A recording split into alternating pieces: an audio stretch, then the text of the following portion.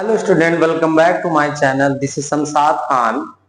I am presenting here with another video related to basic accounting terminology और आज हम लोग बात करेंगे कि लायबिलिटी क्या होती है।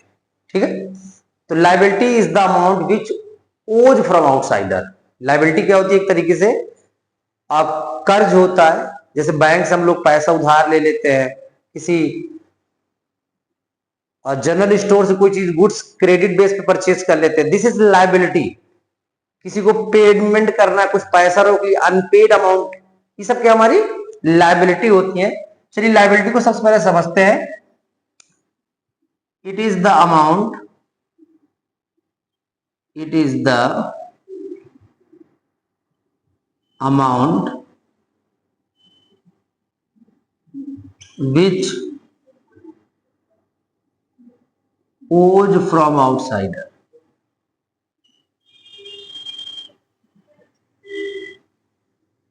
बाहरी बंदों से जो भी पैसा हम लोग उधार लेंगे, क्या कहेंगे? इसको लायबिलिटी कहेंगे।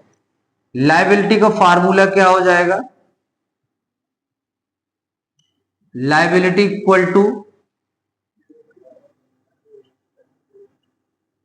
Assets minus capital.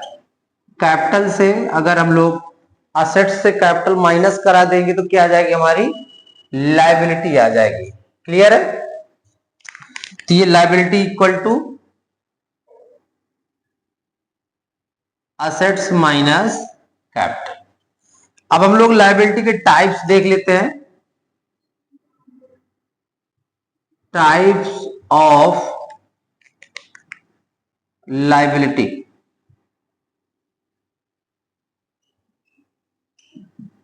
There are two types.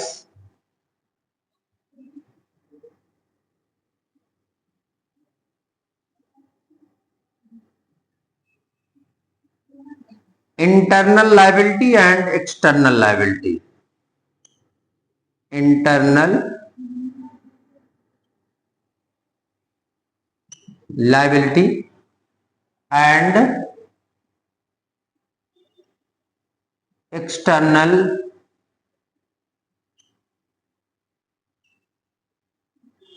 liability.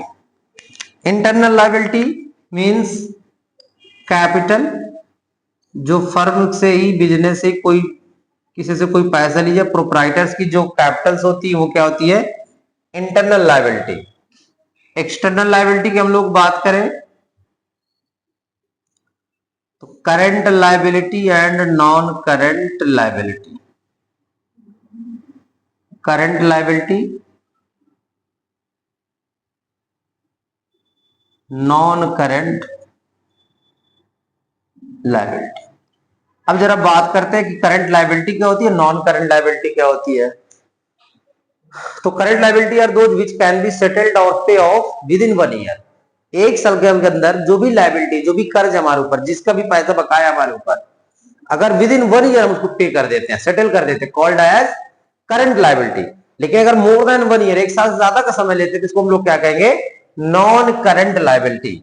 For example creditors, creditors, bills payable,